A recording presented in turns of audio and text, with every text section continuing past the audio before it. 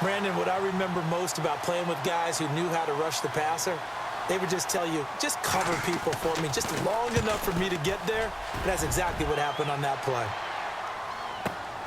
Harris now to return. Bust through the tackle. A very good return there. Give him an even 20 yards. And it'll be Giant football, 1st and 10.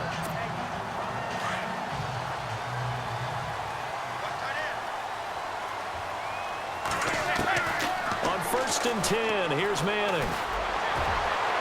And the throw left sideline here is caught, but they'll rule it incomplete. Couldn't keep his feet in. 2nd down. He was looking for Odell Beckham that time. That'll bring up 2nd down. Well, there's times when you see these catches that are made, and we just know the guys playing it are really wishing for college rules. Only need that one foot down instead of 2. It's awfully difficult on the sideline, isn't it? Call it about a gain of 3, and they'll be looking at a 3rd and 7 coming up. Well, so many times we look at a short run and we praise the offense for trying to set the tempo and establish things, but the defensive guys, hey, they just won the battle there. It wasn't a big run given up. They don't always have to absorb the body blows. Sometimes they dish them out themselves. And they pick up 25 as they convert on 3rd. He missed on his first 3 passes, was 0 for 3. Now gets a connection. Maybe that'll get him going. Yeah, it wasn't a time for panic, but there was some concern because once you start in a certain pattern, you wonder, can you get out of it? And that flips the other way, too, when you're throwing it really well. In this case, now he's got his first completion. They think he might be off to the races. 23 yards on the play. But that's the kickstarter right there. Eli Manning finding his guy, Odell Beckham Jr. Yeah, it's a deadly combination, isn't it? It really is, but what really makes it work is just how unflappable Eli is with his demeanor, able to maintain his calm and his poise. Because we know, OBJ, he can run pretty hot and get excited out there. Sometimes just one-handed grabs for him. It doesn't matter what it is. Just throw it up there. He'll go get it. It's a 6-yard pickup, and it gets him to 2nd and 4.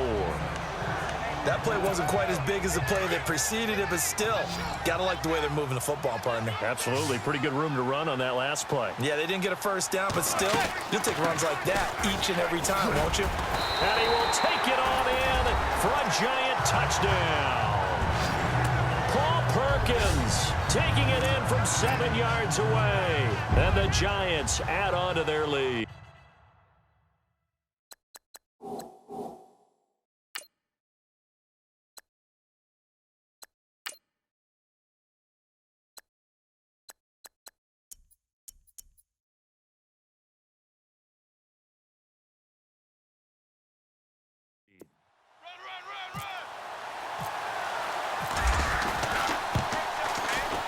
And he's got it to make it now 13-0.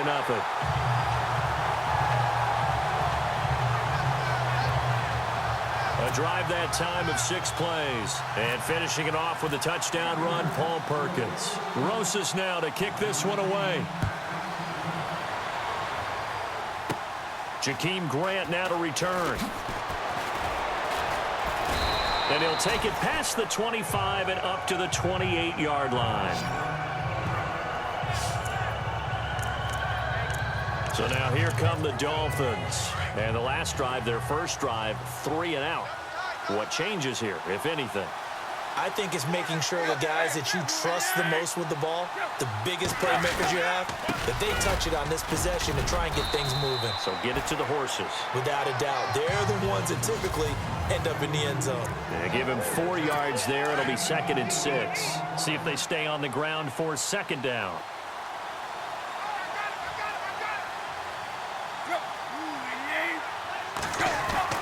Now Tannehill.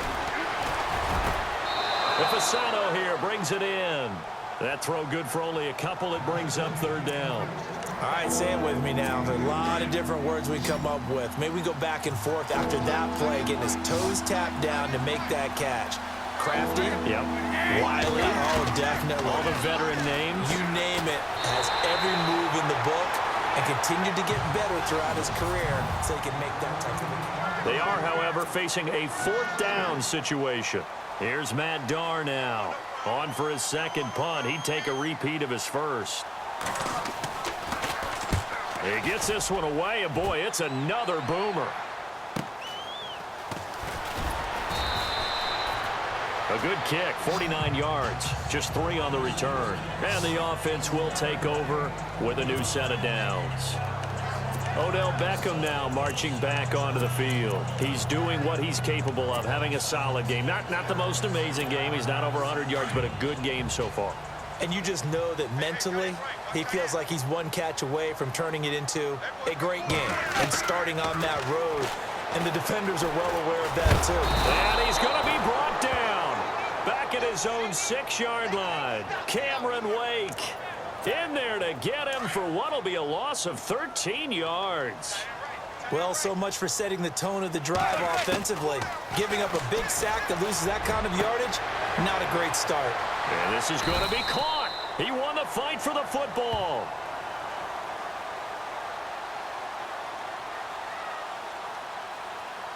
Pass interference, defense. Well, sometimes when you try to defend OBJ, you're going to get a PI call.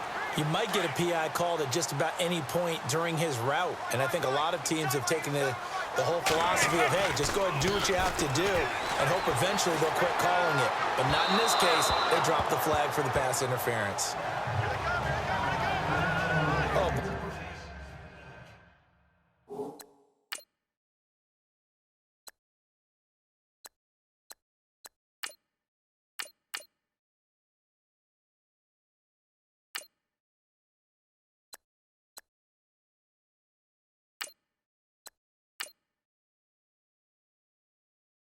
Partner, did that just happen? I've got my hand over my eyes right now because like him, it's going to haunt my dreams too.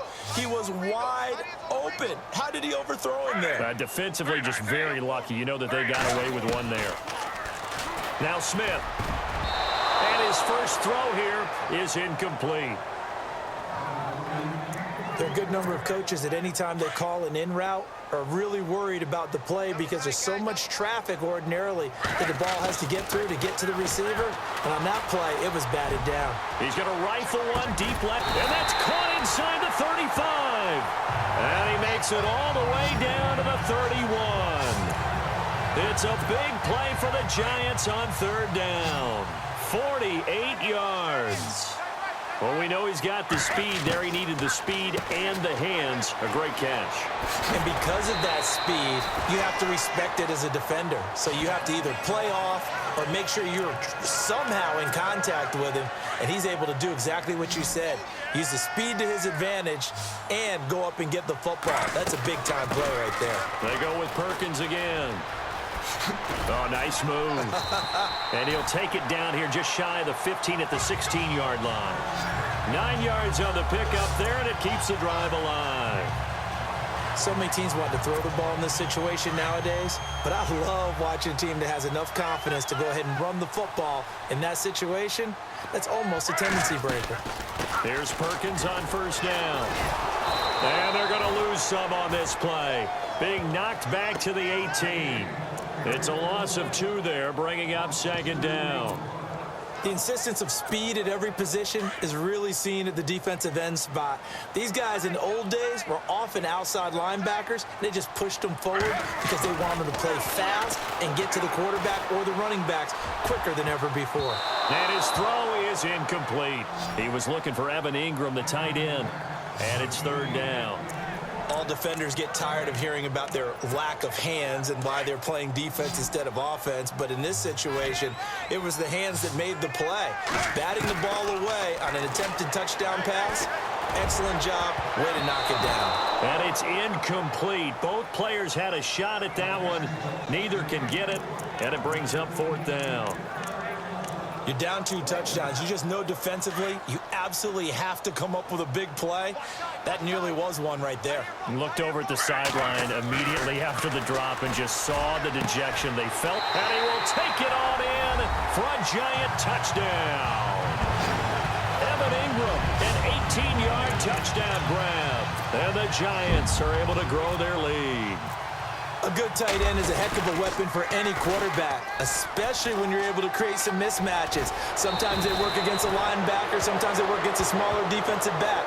But when they find it, They go to it, and it often results in touchdowns. So the defense gets the stop. I know it's situation to situation, but who has more pressure there, offense or defense, when they go for two? I truly believe it's the defense has more pressure because the offense has an entire playbook wide open from the 2-yard line. You can run it, you can throw it. So defensively, I think most teams are going to be aggressive and force the issue and try and bring pressure. Out comes the Dolphin on.